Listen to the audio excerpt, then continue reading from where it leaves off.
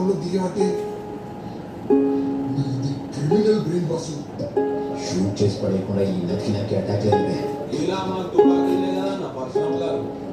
అయ్యో తుపాకు లేవా? ఏం దాస్ ఏం తెలియనట్టు